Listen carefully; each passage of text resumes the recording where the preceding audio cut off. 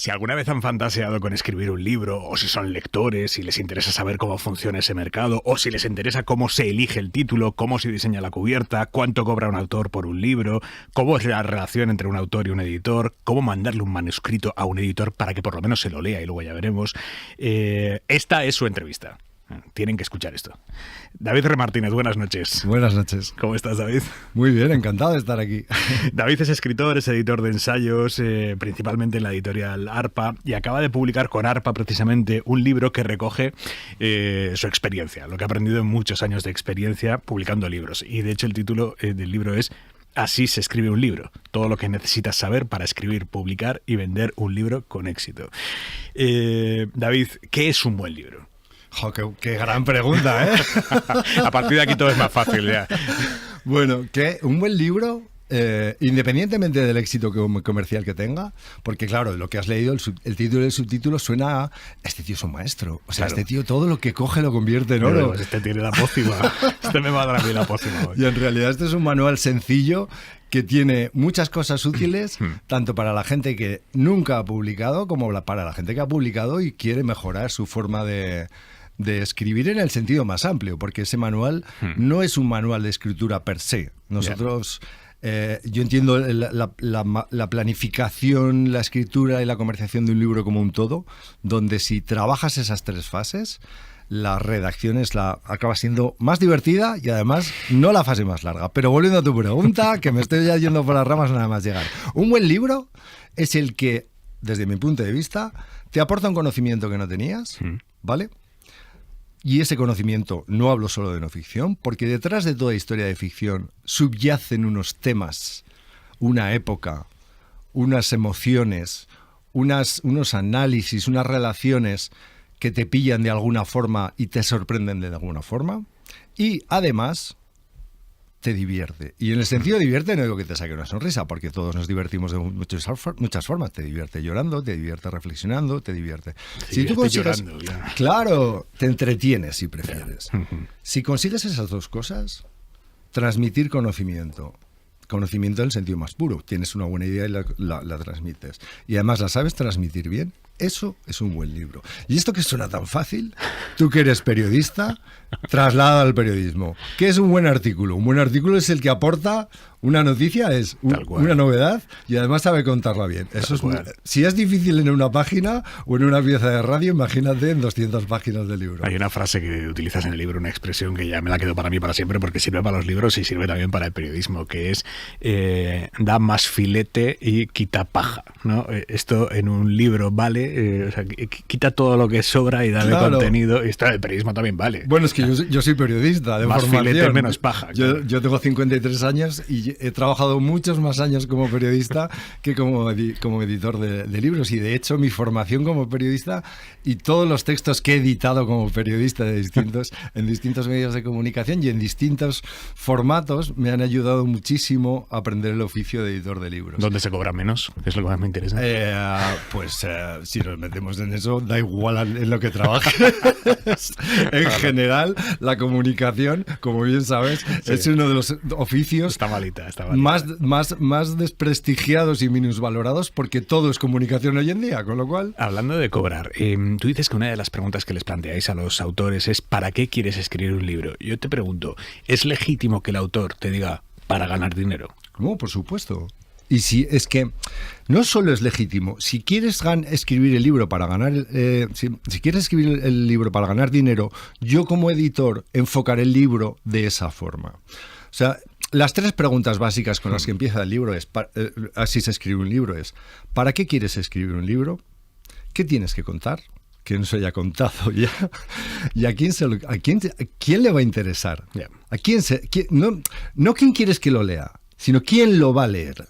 Es decir, antes de ponerte a escribir, piensa en tu motivación, porque no es la misma una motivación puramente económica, con lo cual vamos a enfocar el libro para que lo lea la mayor cantidad de gente posible. Es decir, vamos a escribir un bestseller y eso tiene unos condicionantes a la hora de estructurar el libro, el tema, sea ficción o no ficción, Y eso es totalmente legítimo. Igual de legítimo que es, ¿para qué quiero escribir un libro? Pues porque sí, porque me apetece, porque quiero contar mi vida y lo que he vivido en mi vida, mis experiencias, y eso es otro enfoque que igual nos lleva a la autopublicación, porque en tu vida no hay nada que le interese a nadie más que a ti. ¿Qué público objetivo tiene un libro con tu vida y tu historia? Ahí está. Otra cosa es que igual detrás de tu vida o de cierta parte de tu biografía o de tu experiencia laboral hay algo de lo que podamos sacar algo universal, que sí que le interese a más lectores.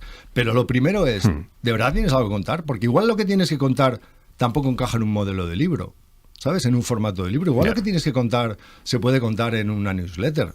Igual lo que tienes que contar se puede contar en un videoblog. Igual lo que tienes que contar lo han contado 100 ya antes, ¿no? Bueno, es que así avanza el método. Por eso te digo que la planificación es muy importante. Es la fase principal en el método que expongo en el libro. La planificación, darle una y otra vez vueltas a la idea principal, a las secundarias, a la historia, a tus personajes, si es el caso de la ficción, es no ya una cura de humildad, sino tú con el libro que quieres publicar, te incorporas a una cadena de pensamiento donde miles de personas han escrito ya sobre eso. Entonces, ¿qué tienes que aportar tú? Un enfoque, una idea. ¿De verdad merece la pena eso? 200 páginas. ¿Tienes como para llenar 200 páginas? El mundo necesita tu libro. Claro, que no digo que no, que no digo que no, porque al final, si en esa planificación y en ese todos los ejercicios que recoge el libro, para que el lector y la lectora vayan haciendo, son los mismos que hacen los autores con los que trabajo, noveles y profesionales. Y es un esfuerzo, porque llega un momento que dices, pues igual no tengo nada que contar, pero al final lo sacas. Te preguntaba lo del dinero porque el otro día estuve hablando con un escritor precisamente y me decía, o sea, a día de hoy pasta con los libros ganan muy pocos en España y al final un libro es una tarjeta de presentación cara. O sea, tú publicas un libro para que se te abran otras puertas y es que es imposible o muy difícil vivir con el 10% de lo que se paga. Claro. ¿No? El autor recibe el 10% de la venta sin IVA, más o menos. Entre el 8 y el 10%, normalmente, de la venta sin IVA. Es verdad que cada vez hay más aprovechamientos del libro porque se sacan más formatos de un libro. Sale un audiolibro del que también te llevas un porcentaje. Puede salir un aprovechamiento audiovisual, un podcast, incluso una serie de televisión. Yeah. Pero en esencia, visto desde fuera, por eso a mucha gente le parece muy atractiva la autopublicación, dice, me llevo todos los royalties, voy a ganar un montón más de pasta, ¿no?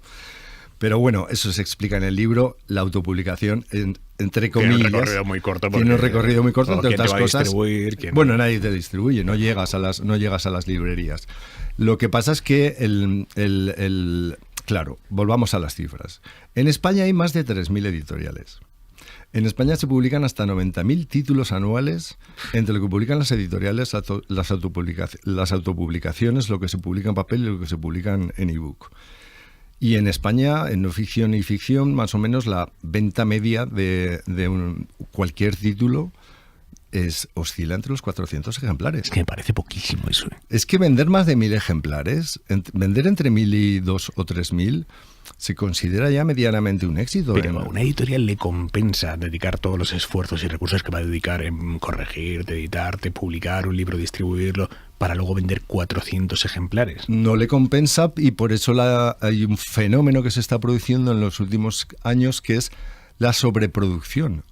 Hay muchas editoriales que publican muchísimos libros, de muchos de ellos venden solo 400, 600, 700 ejemplares, pero de 2 o de 3 venden entre igual 2 y 10.000 ejemplares. Y con esos cubren las pérdidas de otros. En los grandes grupos se ve también. Los grandes grupos publican cientos de libros al año. O sea que es una manera de comprar muchos boletos, ¿no? Para ver si alguno coges y haces el negocio. Claro, porque hay muchísimas claves que determinan cuándo un libro va a funcionar o no.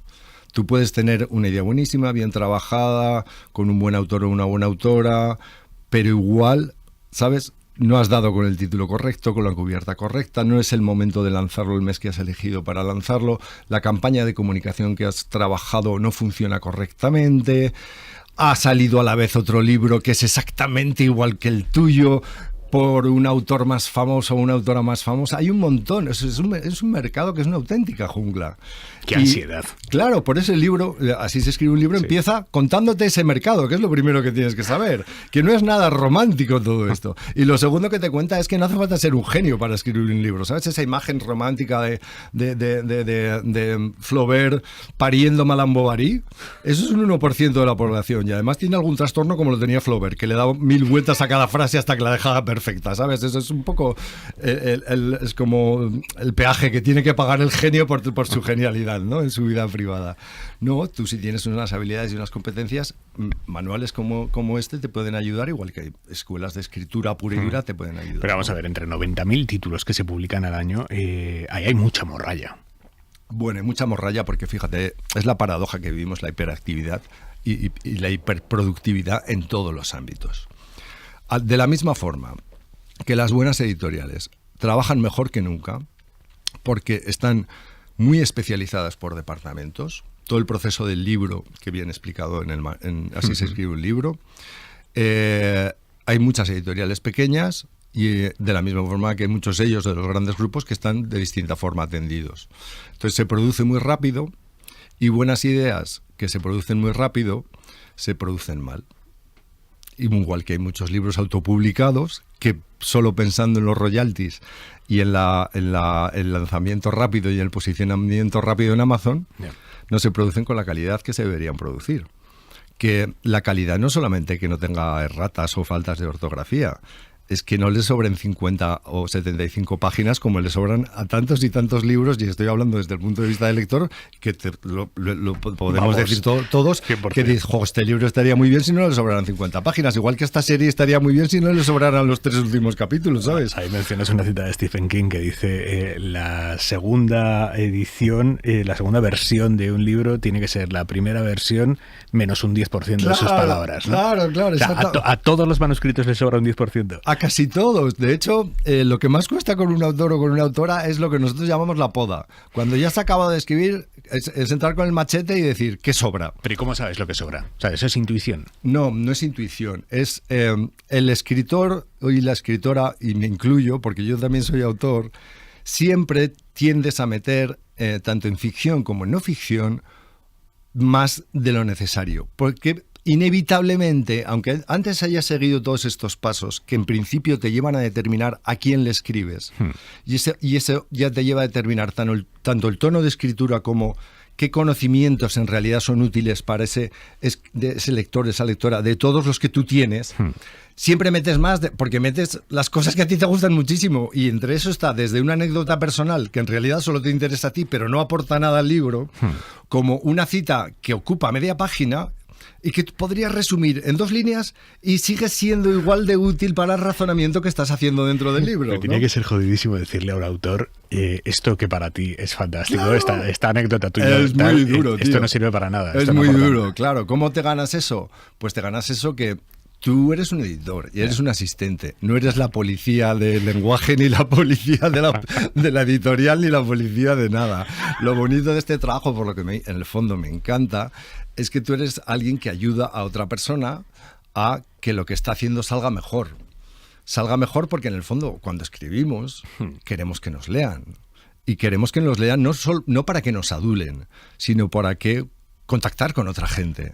Porque tú, si quieres transmitir conocimiento, quieres que ese conocimiento sea útil para quienes lo van a leer, y si quieres transmitir emociones en ficción, quieres conectar con personas a las que esas emociones les sorprendan. Vamos al inicio del proceso, que es cuando contactáis el autor y tú, como editor. Eso habitualmente es el autor quien va a buscar a la editorial, ¿o es la editorial la que sale a pescar? A ver, hay dos cuestiones. Hay muchas vías. Yo mayoritariamente trabajo con ARPA porque llevo muchos años trabajando con ellos y somos familia. Pero yo soy... Son buena gente. Muy buena gente, y además es una editorial fantástica porque tiene una función social entre sus... Quiero decir, no solamente para ellos no solamente es un negocio, sí, sino que tiene una función social, y yo además tengo dentro a Joaquín Palau, que es un maestro, uno de los editores más respetados de España, del que sigo aprendiendo todos los días. Para mí es un privilegio. Y luego a Álvaro Palau Barbizu, que es su hijo, del que también aprendo muchísimo. Pero bueno, en una editorial puede llegar un manuscrito directamente y que a la editorial le guste. Lo que pasa es que suelen llegar mal enviados, que es otra cosa que enseña el libro. Aprende a mandar un manuscrito a una editorial, porque cada editorial, hasta la más pequeña, recibe decenas y cientos de manuscritos al mes. ¿Cómo hago para que te leas mi manuscrito? Bueno, que no pases de él. Para empezar, manda un modelo de correo como el que te pongo ahí, presentándote sucintamente. Tú como autor, que esto es importantísimo, cada vez más las editoriales fichan autores y autoras con recorrido, aunque sean noveles. Segundo, cuéntame tu libro muy sintéticamente, de tal forma que yo ya en tu libro vea el interés de la tesis o de la historia original dentro de esa cadena de pensamiento, y que además vea el argumento de venta, y en esto no digo el punto de vista mercantil, sino cómo yo lo voy a poder vender al distribuidor y a los libreros. Cuando tenga que presentarlo como novedad, cada mes, entre los 800.000 novedades compitiendo con esas otras 3.000 editoriales, ¿vale? Y en tercer lugar, dirígete personalizadamente a esa editorial. No mandes correos, un correo fotocopiado a anagrama contacto, o sea, contacto@anagrama.com, contacto, ¿sabes? blackybooks.com. No hagas eso, porque eso... ¿Sabes? A veces en ARPA llegan correos de poesía. No publicamos poesía. Nunca hemos publicado. No te inspiras en nuestro catálogo, ¿sabes? O sea, si te diriges a una editorial, te diriges porque crees que incluir en ese catálogo. Segundo, muchas veces es mejor no mandar el manuscrito, sino mandar la propuesta. El documento que nosotros llamamos propuesta, que resume todo tu libro. Que es el documento alrededor del que se trabaja todo nuestro método que va en el libro, ¿no? Porque es más fácil para un editor leerte la propuesta, que vienen los puntos claves, y entonces decir, hey, esto tiene muy buena pinta, mándame el manuscrito. Que no abrir un manuscrito de los 8.000. Si yo estoy ahora mismo editando 17 libros, y no es broma... ¿Al mismo tiempo? Al mismo tiempo, pero en distintas fases. Yeah. En distintas fases, porque hay unos que están para ir a imprenta, y hay otros con los que estoy empezando la planificación con el autor, que solo tiene la idea. Y vamos a estar un año trabajando. Pero si a eso añado los manuscritos que van llegando y me van pasando, hay gente que hace informes de lecturas de esos manuscritos. Sí. Pues claro, no te vas a leer 350 páginas de una novela. ¿Qué haces? ¿Hasta qué página te lees para saber si... No te lees hasta qué página. Según el tipo de manuscrito que sea, sí, te lees la introducción, un tramo de en medio, la conclusión, ¿sabes? Las zonas que, viendo el índice, detectas que haces son como catas. Las claves. Claro, haces como cortes, no te queda otro remedio. Decía, y esto lo cuentas en el libro también, Jorge Herralde, que un escritor tiene 3 páginas para presentarse ante el editor, ¿no? El editor sabe en 3 páginas qué escritor tiene delante. Le parece poquísimo de 3 páginas. ¿Cómo vas a saber en 3 páginas? Bueno, pues así se escribe un libro, va a ser sintético. La propuesta sintetiza tu libro punto por punto. Sinopsis, público objetivo de este libro, argumentos de venta de este libro, extensión, en qué tono está escrito, tal. Entonces ya me mandas el manuscrito. Y entonces ya yo encaro el manuscrito con un poco más de atención de entre los 800.000 correos que hay, que si abro el correo y veo que el correo lleva un texto infinito de presentación, digo, madre de Dios. Vale, pongamos que te ha gustado mi propuesta y firmamos. Y firmamos un contrato y yo me pongo a escribir. ¿Cuánto tiempo tengo para escribir un libro? Bueno, depende. Eso lo hablamos entre los dos. Depende de 2 cosas. Depende de que sea ficción o no ficción, ¿vale? Porque los tiempos en ficción y en no ficción son distintos. La ficción no se suele atener a la actualidad, con lo cual, a no ser que sea una ficción que sí que esté vinculada de algún modo a algún acontecimiento, y entonces sí que tenemos que entrar dentro de eso. Pero en principio no va a caducar en un año. Ahí está. Tú quieres... ahí simplemente es... dentro de la programación que tiene la editorial, yo voy a mirar y voy a decir, yo no, porque soy el editor independiente, el dueño de la editorial para la que vamos a trabajar o con la que has firmado el contrato, va a decir, oye, nos encaja en el primer cuatrimestre de 2026, ¿vale? Entonces tenéis que vuestro deadline de entrega del manuscrito limpio para mandar a maquetación es esto, con lo cual lo tenéis que entregar 2 o 3 meses antes para hacer las correcciones pertinentes y después, ¡pam! Pero esos plazos no acotan la creatividad. Estamos siempre con la creatividad. Mira, Igual, es que me pasa una cosa. Estoy dando un primer taller en La Montonera, en Zaragoza, en una librería con la que tengo muy buen rollo. Y es un taller para 15 personas que vienen cada una con sus ideas de libros o con incluso manuscritos acabados.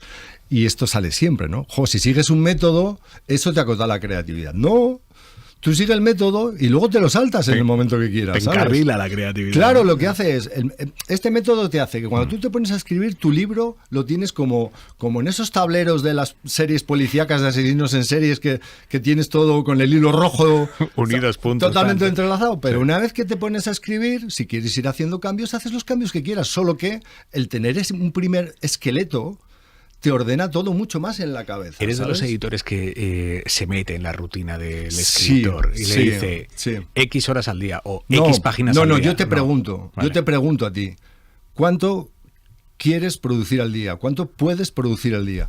Y entonces no soy un profesor, ¿sabes? Yeah. Yo te acompaño y te ayudo y te digo hasta dónde quieres que me meta. Lo que sí que me meto es en el contenido. O sea, porque tienes que tener un abogado del diablo que cuestione lo que tú tienes tan seguro. Y eso es bueno. Y lo que sí que digo en el libro es, si no tienes un editor o una editora a tu lado, búscate un conjunto de lectores, 5 lectores.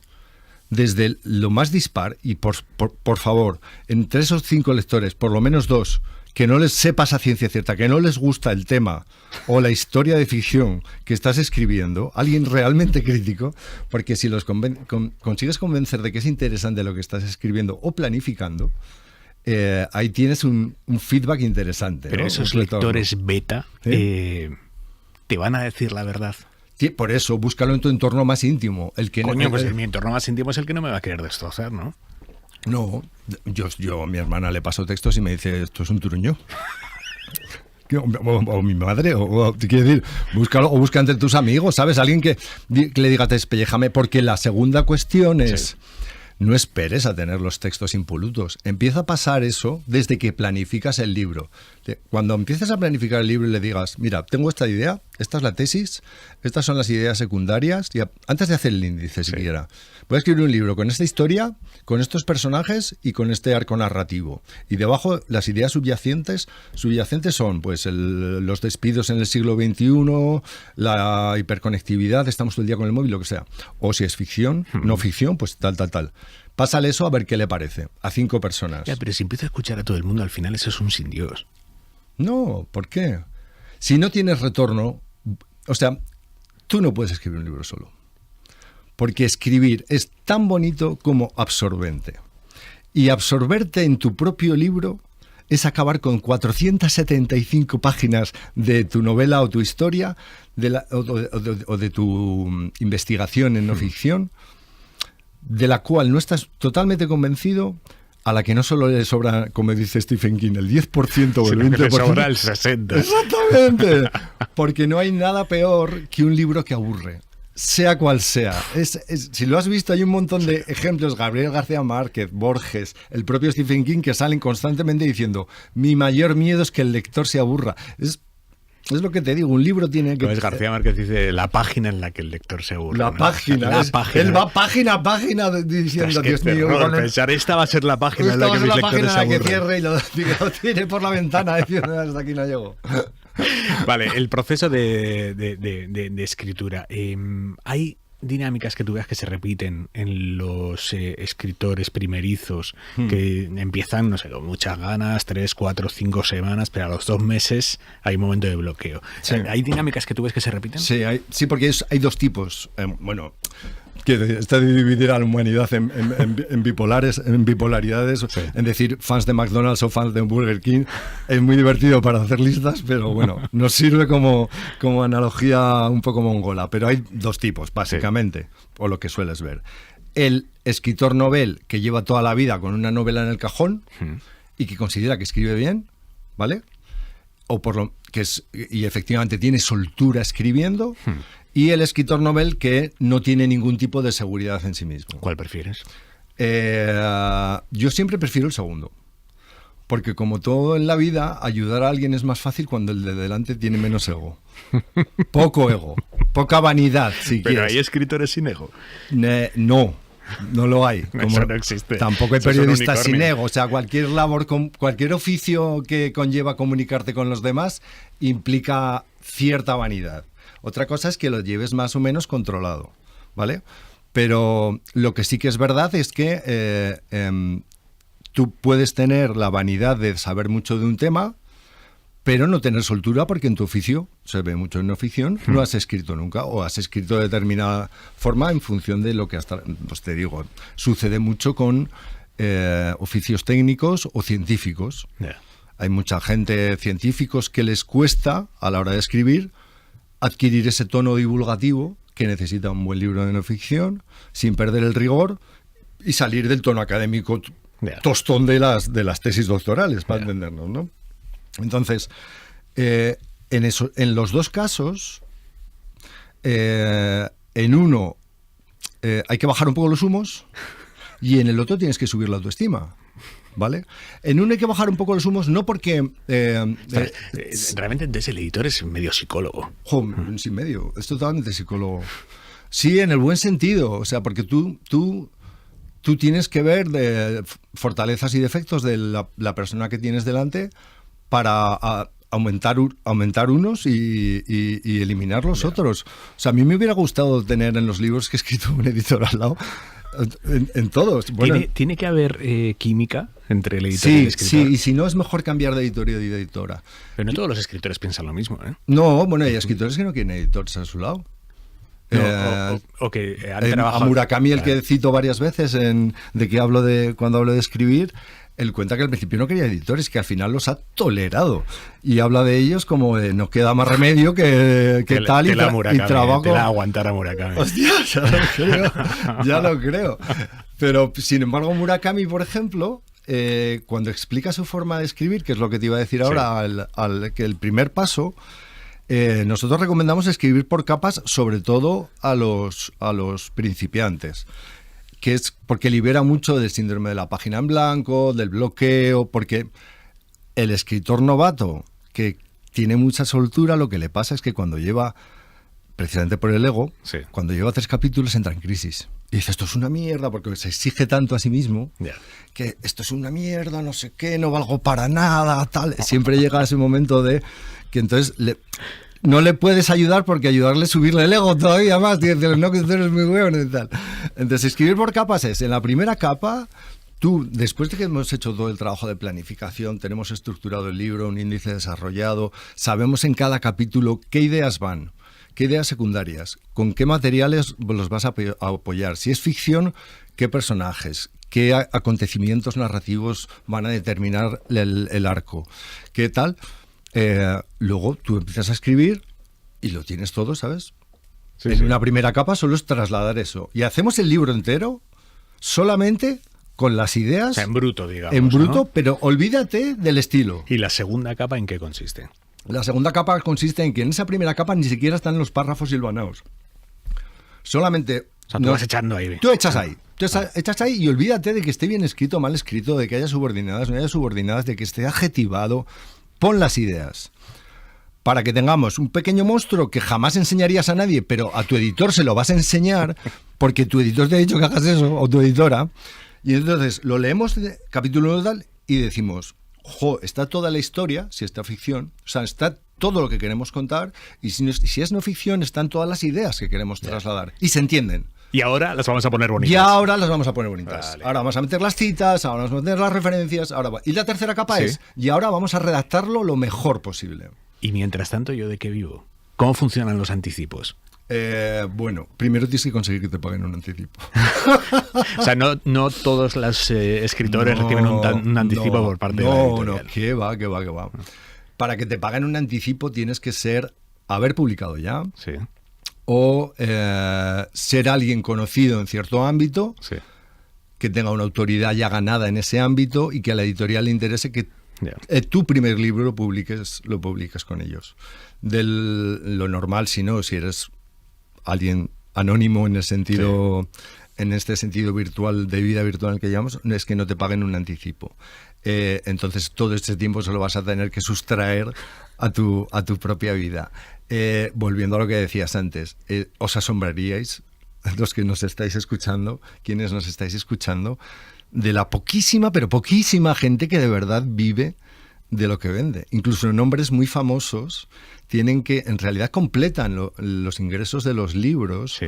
con charlas, con columnas e incluso con asistencias a reuniones de clubes privados, de acontecimientos más íntimos, por decirlo de alguna forma, a los que se les invita y que están tarifados. Yeah. Porque hay que vender muchísimos miles, decenas de miles de libros para vivir solo de la escritura. ¿El escritor cobra mes a mes o cobra...? Depende de la editorial. Cada editorial, cada trimestre o cada semestre te pasa una liquidación. Lo que pasa es que el negocio del libro tiene, también lo explico en el libro, tiene una particularidad. Y es que tú cuando lanzas un libro, Sí. los centros de venta, Sí. desde el grande al pequeño, desde la casa del libro a la librería de barrio, hacen un pedido Sí. de X ejemplares. Eso no significa que tú hayas vendido esos ejemplares, porque en España la legislación permite el derecho a devolución. O sea, el libro que no ha vendido al Te X lo devuelve, tiempo te lo devuelve, te lo devuelve. y se lo come la editorial. Claro, entonces así se lanza así se escribe un libro, han podido pedir, yo qué sé, 3.000 ejemplares en toda España, o han podido pedir 23.000 ejemplares en toda España. Ya, no te vengas arriba. No, pero igual me como 23.000 ejemplares dentro de 3 meses. ¿Y qué pasa con esos libros luego? No, pues que tú no sabes realmente Ya. lo que has vendido de cada libro hasta pasado X tiempo. ¿Y no es mucho mejor ir imprimiendo poco a poco? Bueno, ¿O eso es más caro? Eso es una segunda cuestión. Otra decisión que haces, que tienes que tomar en la editorial es de cuántos ejemplares lanzas la primera tirada y luego, como ahora es más fácil imprimir, se hacen reimpresiones Sí. antes de llegar a una segunda edición. ¿Sabes? Tú puedes ir reimprimiendo. ¿En qué se diferencia una reimpresión de una segunda edición? Bueno, porque ahí cada editorial marca el número de ejemplares que considera que ha de vender para su segunda edición. O sea, hay editoriales que en cuanto venden 1.000 ejemplares, sacan la segunda edición. Y dicen, segunda edición de tal es que libro. yo veo aquí unas pegatinas de edición 14. Digo, sí, amigo, ¿de cuántos cientos? Pero dentro te lo tiene que poner. Ya. O sea, normalmente te tiene que poner primera edición de tantos ejemplares, segunda edición de tantos ejemplares, tal. Y las reimpresiones, que igual tú sacas una tirada pequeña de, yo qué sé, 1.500 ejemplares y se está acabando el libro, ¿sabes? Ya se Sí. están vendiendo. Tu segunda edición la consideras que es a partir de tanto, y entonces reimprimes otros 500 para responder a esa demanda, porque no estás seguro de que en los meses siguientes, ¿sabes? Para no arriesgarte a otra ¿Cuándo impresión. sabes si el libro va a ir bien y te van a empezar a pedir los libreros si eso se va a vender? O sea, ¿en qué momento del proceso ya lo hueles? Tío, es que no, si te doy todas estas respuestas, A ver. igual me hacen CEO de algo. No, esta parte es la parte de la comercialización y tendría que estar aquí Álvaro Pala o Arbiz o cualquier director comercial de cualquier grupo o de cualquier incluso editorial pequeña. No lo sabes. O sea, tú ves primero por la respuesta de los distribuidores y de las librerías cuando tú presentas tus catálogos cuatrimestrales qué títulos reciben más interés. Luego lo ves también cuando mandas las notas de prensa a los medios de comunicación, cómo reaccionáis a unos títulos, qué caso le hacéis a unos títulos y a otros hay borras en el desierto, ¿sabes? Diciendo, uy, no nos han hecho ni puñetero caso, ¿no? Luego, Me hace mucha gracia que en el libro Sí. cuentas también cómo hacéis para la promoción de los libros y das consejos a los autores de qué hacer en Eso- las entrevistas. eso Y no he era- detectado que en esta entrevista has hecho cosas que recomiendas hacer. totalmente, ¿por qué lo escribí yo? Claro, por ejemplo, repetir una y otra vez el nombre del libro. Claro. Decir, en el libro digo que, en el ¿Cómo libro no lo digo voy que. a hacer? Llegó un momento en la editorial que, claro, tratábamos, en no ficción sobre todo, tratas con mucho profesor universitario que ha hecho un libro, Sí. o expertos en energía nuclear y demás, que les daba, que aparte de eso añadían la timidez de las entrevistas, ¿no? Entonces llegó un momento que trabajando con el equipo de comunicación, yo como periodista dije, oye, voy a hacer unos consejos para que se los demos a todos los autores y autoras, ¿no? Y entonces era, ¿sabes? Repite el nombre de tu libro. Bueno, el primer consejo, que no sé si trasladado era, lo más probable es que no se hayan leído tu libro cuando te vayan a entrevistar. Pero que simulen que sí lo han leído. Que sí, porque tú lo sabes, cuántas veces estás en la redacción, te ponen esto y dices, mañana a las 11 tienes que entrevistar a los autores de este libro. Te quedas con una cara de, pero ¿cómo lo...? Si no me da tiempo de leerme la ¿Tú contra. qué hueles? ¿Yo me he leído el tuyo o no? Hombre, con todo lo que veo aquí, todos estos folios, obviamente sí. Vaya. Hay una cosa que dices que además creo que es verdad, que una entrevista concreta puede marcar un punto de inflexión en la vida de un libro. O sea, hay entrevistas, por lo que sea, que se cruzan, hay mil cosas, y hay entrevistas que hacen de un libro, ¡boom! Es una pasada, que lo disparan, sí. Y sobre todo en la venta digital. La venta digital es una pasada. Me pasó hace unas semanas con un autor al que le tengo mucho cariño, porque otra cosa bonita, lo más bonito de la edición es que te acabas haciendo amigo de casi todo el mundo. Porque también es verdad que si no conectas, pasas el libro a otro editor o a otra editora. Así es. Sí, ves que merece la pena. Porque si tú ves que no vas a conectar con la persona, no vas a ayudar. O sea, esto es una cuestión psicológica en cierto modo, ¿sabes? Pues está pasando un brownie a tu amigo. No, porque hay son caracteres, ¿sabes? Y luego hay temáticas. Yo hay temáticas en las que me siento más cómodo y hay otras en las que me siento menos cómodo, ¿sabes? O en las que tengo más experiencia o menos experiencia, ¿no? O total, ¿qué te pasó con una entrevista? Bueno, el caso del otro día... salió en la Contra de la Vanguardia una entrevista con un autor con el que le estaba yendo bastante bien el libro y al día siguiente pico número 1 en Amazon. Esas cosas pasan, ¿sabes? Pero hay otros libros que por su temática igual el pico se produce en un podcast determinado, porque no es un nicho generalista, sino que es... Bueno, odio la palabra nicho, tío. Usamos la palabra nicho, que es funeraria para todo. Empezamos usándola para el empleo. Nicho de empleo, que ya es un rollo de... ¿Cómo vamos a encontrar nichos de empleo? ¿Para qué? ¿Para enterrar el empleo? Pero bueno, esto es que se me escapa y me lo quiero quitar el automatismo de mi cerebro. A ver, ¿tú crees que esta noche estamos haciendo un pico para tu libro?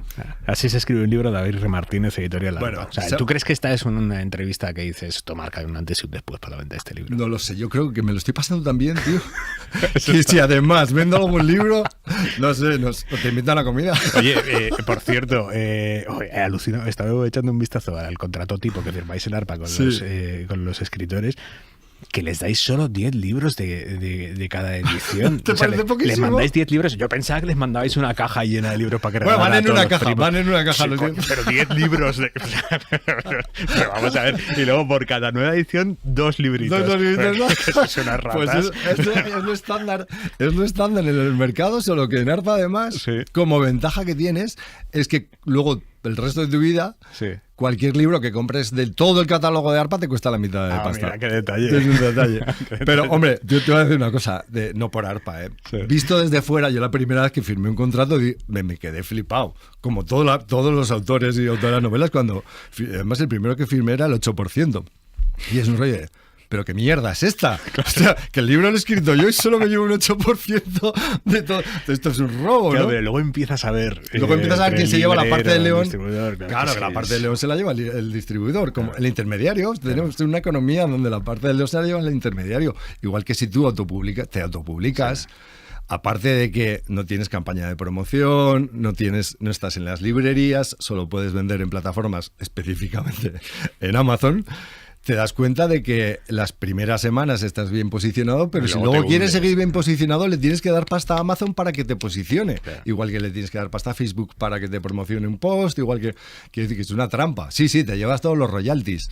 Pero después de los primeros 200 ejemplares, esos royalties o se los vuelves a dar a Amazon para que te posicione o estás jodido, ¿no? ¿Por qué cubierta y no portada?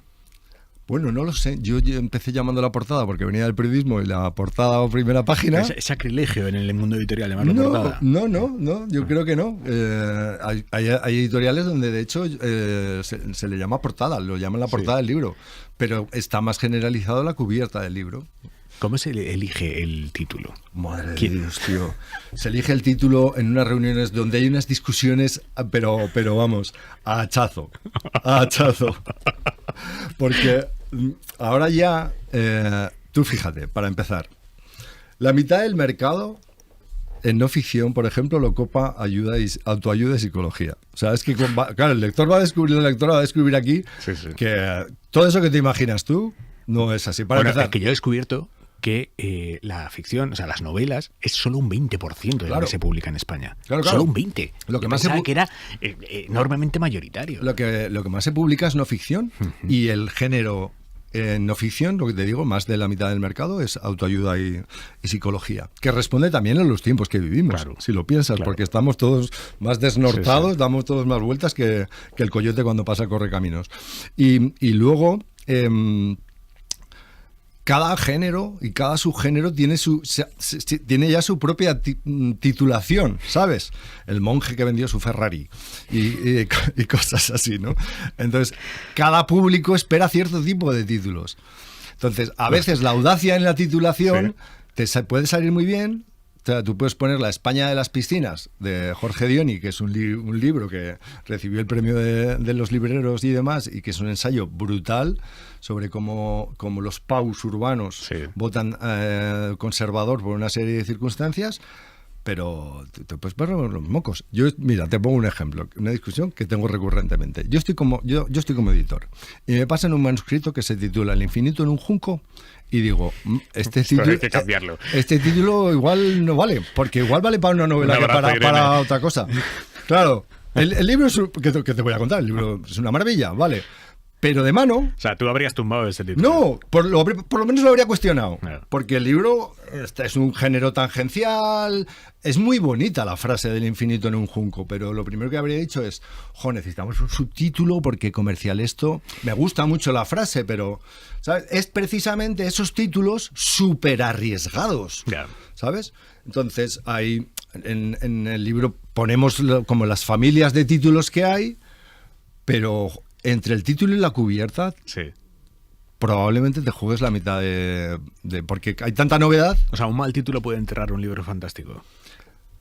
Enterrarlo no, pero desde luego puede marcar la diferencia entre que vendas 5.000 ejemplares y 1.000. Y desde luego... Bueno, pues es bastante enterrado. Claro. Y luego en España, aparte, hay otro condicionante muy importante. Mientras que en Estados Unidos, en el mundo anglosajón... una misma editorial hace cubiertas distintas para cada libro, específicas. En España, la tradición europea, también como en Francia, priorizamos el diseño de sello editorial. O sea, todas las cubiertas de ARPA siguen un modelo, todas las de libros del asteroide, ¿sabes? Todas las de para mí estéticamente anagrama. Al asteroide nadie le iguala. O sea, bueno, estéticamente es preciosa la línea gráfica del asteroide. Claro, bueno, están hechas por Enric Jardí, igual que las de ARPA, porque Enric Jardí es un maestro. De hecho, en ARPA tenéis este libro completa, se titula así en homenaje a Enric Jardí, porque Enric Jardí publicó, nada más empezar ARPA, así se hace un libro, que es cómo se maqueta y se diseña un libro. Y por eso se llama Así se escribe un libro, porque modestamente pretende... repítele una vez más el título del libro, que no ha quedado claro. ¿El del Rick? No, el tuyo. Bueno, pues claro, de eso te limita mucho el diseño. O sea, libros del asteroide son preciosos, pero no puedes coger un título específico que tengas y digas, este va a vender de la leche, vamos a hacerle una cubierta específica para él, ¿no? Tienes que encuadrarte en eso, ¿no? Entonces... eso lo determina bastante, ¿sabes? Pero luego hay, por ejemplo, enormes editoriales, yo que sé, Plaza y Janés, que hay cada portada es de su padre y su madre, no hay una línea gráfica. No hay, ahí se lo permiten, ¿no? El Premio Planeta, ¿no? Tú coges el Premio Planeta y te lo saltas. Pero en la editorial mediana no tiene esa soltura, porque como no es un gran grupo, lo que quieres conseguir es que acabes comprándote los libros porque te fías de mi editorial, ¿sabes? O sea, que la editorial sea la prescriptora. Yo me compro libros de Alfa Decay porque es de Alfa Decay y a poco que me interesa el tema me lo llevo para casa, porque esa editorial me encanta, ¿no? Te pongo un ejemplo. Me compro cualquier TVO, yo que soy un lector enfermo de TVOs, de Astiberri, porque es de Astiberri. O sea, ya está. O sea, Astiberri, me lo llevo para casa. No hay más que hablar. ¿Tienes una copia de cada libro que has editado? No, la verdad es que no. De todos, ¿no? ¿Cómo puede ser? Bueno, pues porque... no lo sé por qué, la verdad.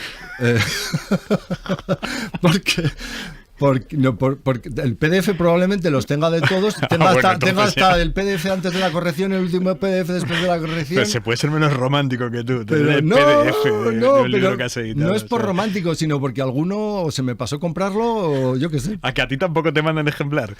A algunos autores no. Así se escribe un libro. David Remartínez, Editorial Arpa. David, mil gracias. A ti, ha sido un placer.